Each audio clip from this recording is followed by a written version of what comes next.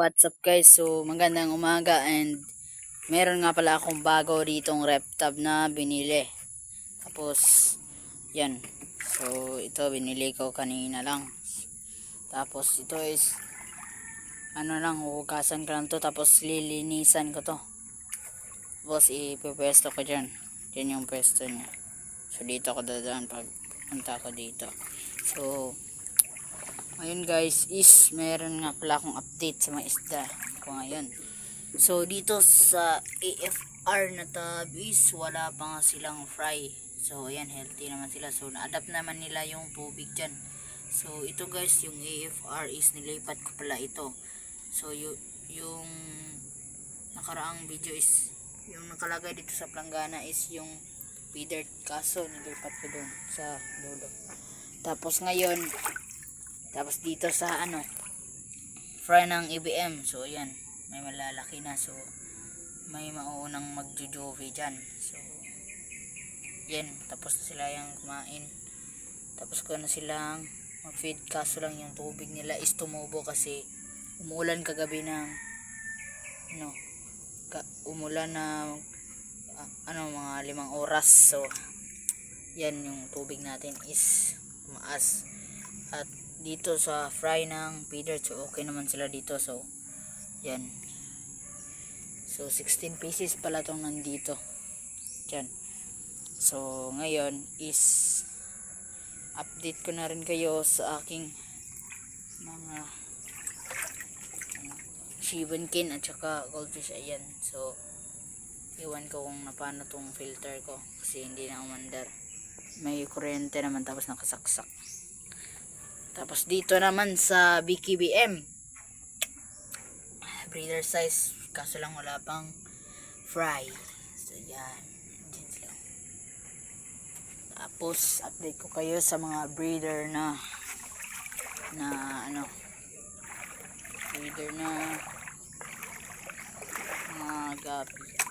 So yan, dito is yung feeder na nilipat ko. So wala pa silang fry, so pair lang muna to. Yan. Tapos dito pair din ang feeder. Yan, wala pa ring fry sila. Tapos dito is MSSBT.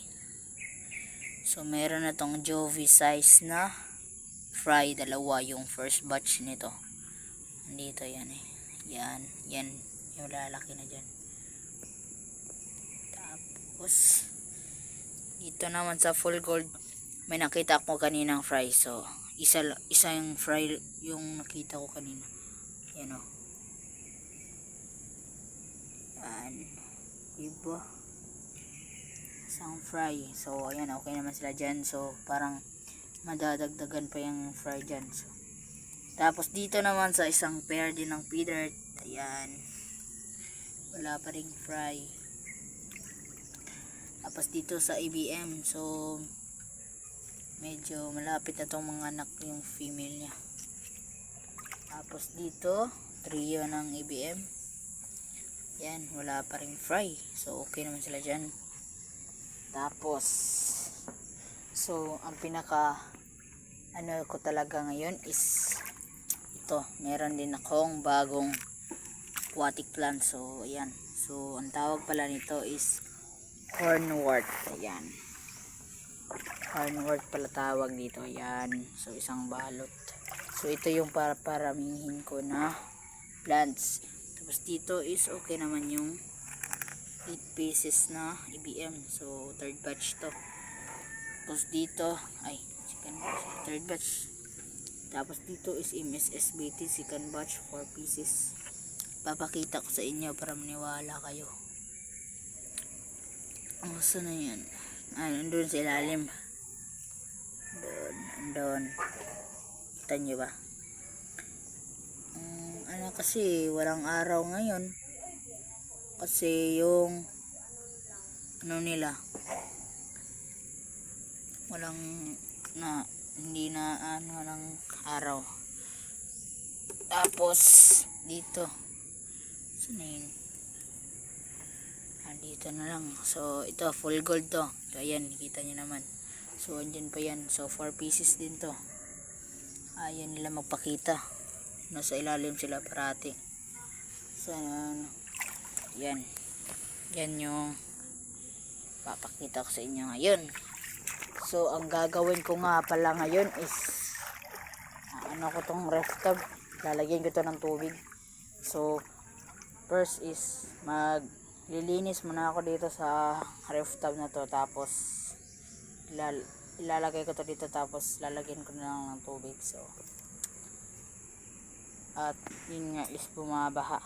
Ay, wag na lang, di ko na lang pala ilalagay itong ref tub na to kasi baka bumaha ngayon, mas tumaas pa yung tubig.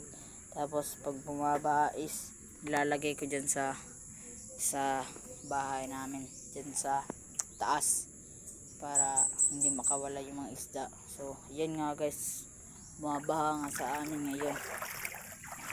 Yan, start ng bumaha. Yan, bumabaha na. So feel ko naman is yung tubig nito is maliit lang, hindi masyadong lalalim pa. So yan muna yung papakita ko sa inyong araw na to. At yun nga is kagabi ko lang pala to nabili itong hornwort na to. So ilalagay ko na to sa tub.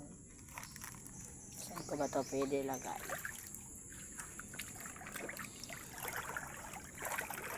Dito na lang sa AFR. Ito ko na ito ilalagay sa lang.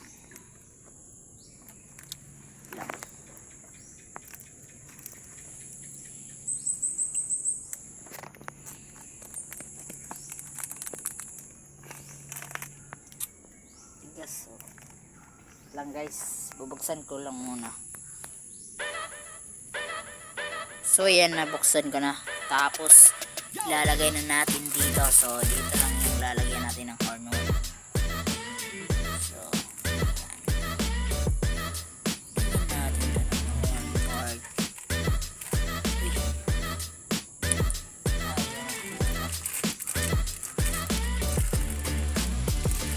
Ayaw makuha.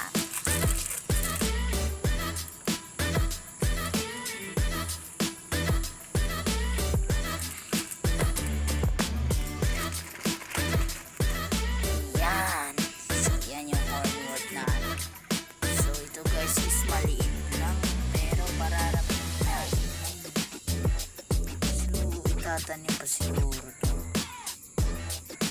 So natin tanim siguro na lutang-lutang na dyan. Yan, so dagdagan yung aquatic plants ko. Yan lang muna yung update ko ngayon sa aking mini barracks. So dadagdagan ko pa tong ref tub guys. So may bibilhin pa akong isang ref tub.